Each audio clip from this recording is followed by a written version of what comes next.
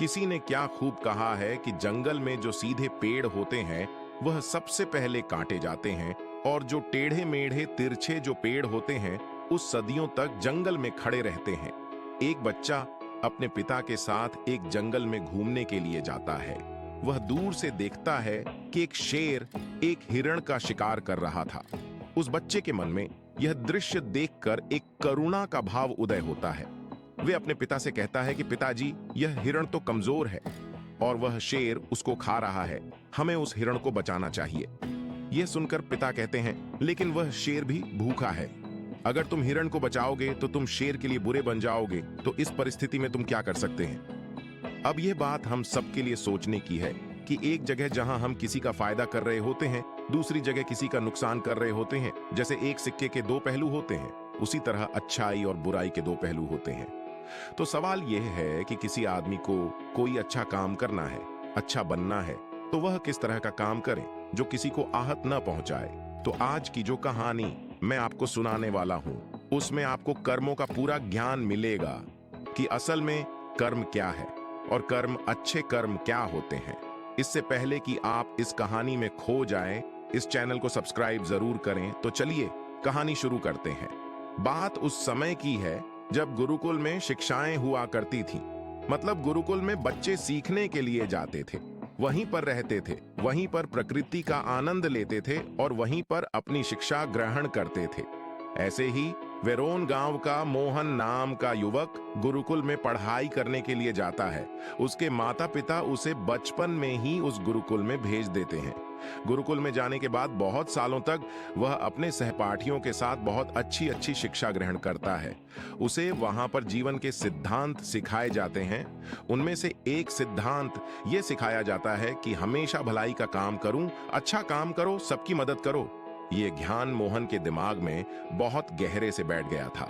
इसीलिए जब वह वापस गुरुकुल अपनी शिक्षा ग्रहण करके आया तो अपने गांव में सबकी मदद करता था, हर किसी का काम करता था। कोई भी युवक उससे कोई काम करने के लिए कहता तो वो मना नहीं करता था। लेकिन जैसे जैसे समय बीतता गया, एक दिन उसने अपने कानों से छुपकर सुना कि गांव के कुछ युवक उसका मजाक बना रहे हैं। वो सब कह रहे हैं कि वो तो फायदा उठाने के लिए है, उसके तो मजे लो, उसका लाभ उठाओ। जितना हो सके वो किसी के काम को मना नहीं करता। वो दूसरे का काम करने के लिए अपना काम भी छोड़ देता। पर बताओ कितना मूर्ख है। यह सुनने के बाद मोहन के कानों में खून उतर आया। वो निष्पक्ष भाव से सबकी मदद करता था, सच्चे दिल से करता था। लेकिन बदले में उसे क्या मिला, यह सुनकर उसका दिल सहम गया और उसने मन ही मन में निश्चय किया कि आज के बाद वो किसी की भी मदद नहीं करेगा। और अब मोहन गांव का ऐसा युवक बन चुका था जो किसी की मदद नहीं करता था। चाहे कोई कितनी भी परेशानी में क्यों ना हो, मोहन को कोई फर्क नहीं पड़ता था। मोहन का यह बदलाव देखकर सब गांव वाले आश्चर्यचकित रह गए। कल तक जो दया का सागर था, इतना दयालु था, कुछ ही समय में इतना निर्दयी बन गया। यह देखकर मोहन के माता पिता को भी उसकी बहुत चिंता हुई। उन्होंने अपने बेटे से पूछा कि बेटा, ऐसी क्या बात हो गई, तुम इतना क्यों बदल गई हो? तो मोहन ने कहा, हां, इस जमाने में किसी की भलाई करके कुछ हासिल नहीं होता। यह बात मैं महसूस कर चुका हूं। मैंने जीवन में जितने भी गुरुकुल से शिक्षा ग्रहण की, वो सारी शिक्षाएं बेकार चली गई, वो व्यर्थ हो गई, क्योंकि यह संसार किसी का नहीं है। यहां सच्चे दिल से कोई किसी की मदद करते उसको बेवकूफ समझा जाता है। और यह कहते कहते मोहन वहीं पर रोने लगा। और इसके बाद मोहन बहुत परेशान रहने लगा। उसके माता पिता पहले वाला मोहन चाहते थे, वही मोहन चाहते थे जो सब लोगों की मदद करता था। लेकिन उनका बेटा कहीं दूर निकल चुका था। दिन ब दिन हालत और भी गंभीर होती गई।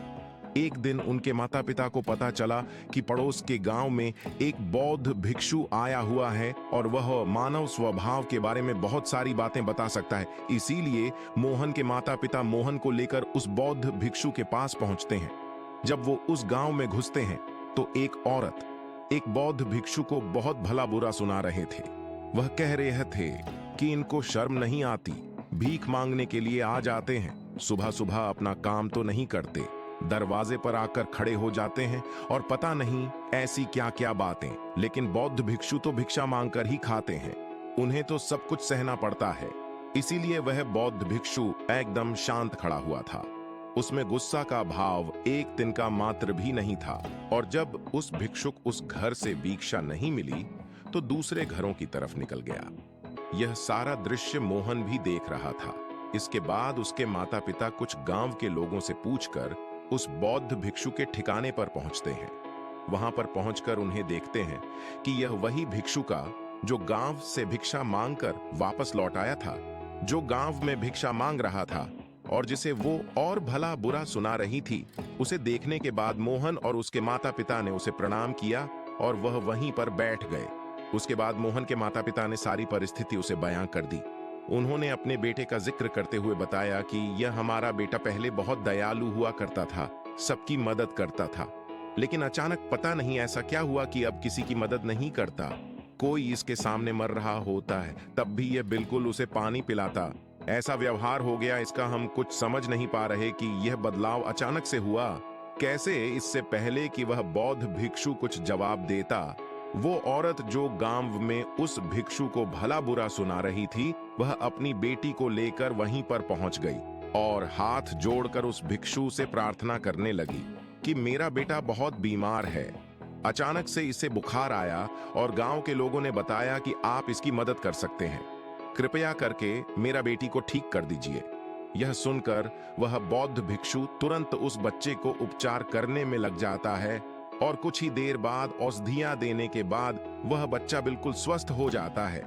यह सब देखकर वह औरत उसे कुछ भिक्षा देकर प्रणाम करके वापस लौट जाती है। यह सारा दृश्य मोहन भी देख रहा था।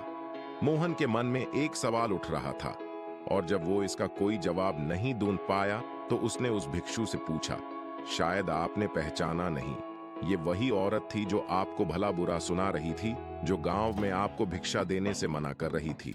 शायद आपने उसे पहचाना नहीं तो आप उसकी मदद नहीं करते। यह सुनकर वह बौद्ध भिक्षु मुस्कुराने लगता है। उसके बाद वो बौद्ध भिक्षु मोहन को बताता है कि दूसरों की अच्छाई करने से कुछ अवस्थाओं में दुख मिलता है, लेकिन अगर तुम कर्मों का सिद्धांत समझ लेते हो तो अच्छाई और बुराई, इसके सारे भेद तुम्हारे सामने स्पष्ट हो जाएंगे। मैं भली भांति जानता था कि यह वही औरत है, लेकिन मैंने बिना कोई उद्देश्य का भाव रखे हुए वही किया जो मेरा कर्तव्य था। जब आप किसी की भलाई या किसी की अच्छाई बिना किसी लालच के करते हो, बिना किसी बदले के करते हो, बिना किसी उद्देश्य के करते हो, तो वही अच्छाई होती है। लेकिन अक्सर हम लोग जो किसी की मदद करते हैं तो हमारे मन में यही भावना बन जाती है कि बदले में वो इंसान भी मेरी मदद करे, लेकिन जरूरत पड़ने पर जब वह हमारी सहायता नहीं करता तो हमें दुख होता है।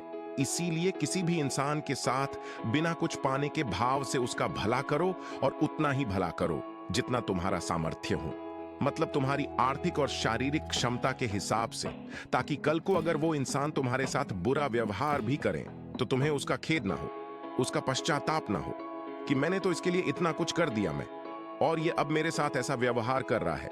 इसीलिए किसी का उतना ही भला करो जिससे तुम उदास ना हो।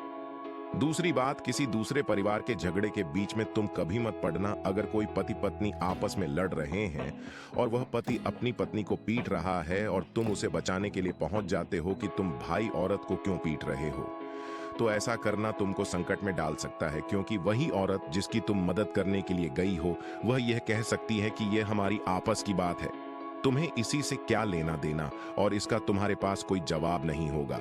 इसीलिए दूसरे के फटे में टांग मत लड़ाना। अगर ऐसी स्थिति कभी पैदा हो जाए, कोई तुमसे मदद मांगे तो दरबारियों तक खबर पहुंचा दो, अदालत उसका फैसला करेगी। तीसरी बात, अपने विवेक का इस्तेमाल करो।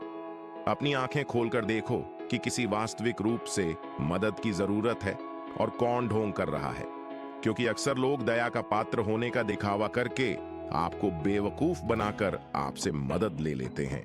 जैसे कि आज के युग में हम बहुत सारी जगहों पर देखते हैं, बस स्टेशन पर, रेलवे स्टेशन पर, कि बहुत सारे छोटे छोटे बच्चे भीख मांगते रहते। अब उसमें दो स्थितियां पैदा होती है। अगर आप उनको भीख देते हो तो आप भीख मांगने को बढ़ावा देते हो, और अगर भीख नहीं देते हो तो वो बच्चा शायद आज खाना भी खा पाए। इसीलिए ऐसी स्थिति में आपको अपने विवेक का इस्तेमाल करना चाहिए। आप उसको पैसे देने की बजाय खाना खिला सकते हो या कुछ किताबें दिला सकते। इसीलिए सही तरीके से मदद करने के लिए विवेक का होना बहुत जरूरी है, वरना तो आपके धन का दुरुपयोग ही होगा। और एक बात जो समझने की है कि किसी की भलाई करनी है तो खुद की भलाई करो, क्योंकि अगर तुम खुद जीवंत हो गए, अगर तुम खुद बदल गए, तो पूरा जमाना अपने आप ही बदल जाएगा। इसीलिए कहीं आप अपने मन में यह भ्रम तो नहीं बना रखा है कि मैं तो अच्छा इंसान हूं और मैं दूसरों की मदद करता हूं, तो तुम्हारा अहंकार का रूप है। इंसान कभी भी आखिर तक पूर्ण नहीं होता, और जो अपने आप को पूर्ण समझ रहा है वह धोखे में। इसीलिए दूसरों को बदलने की बजाय खुद को बदलने पर ध्यान दें, और इसके लिए आपको भीड़ में भी अकेला रहना सीखना होगा। आप सबके साथ है, सब में उपस्थित हैं, लेकिन अंदर से एकांत है। अंदर से आप शांत हैं, अंदर से आप मौन हैं। जब आप अपने एकांत को देख लेते हैं तो आपकी अंतर यात्रा चालू हो जाती है।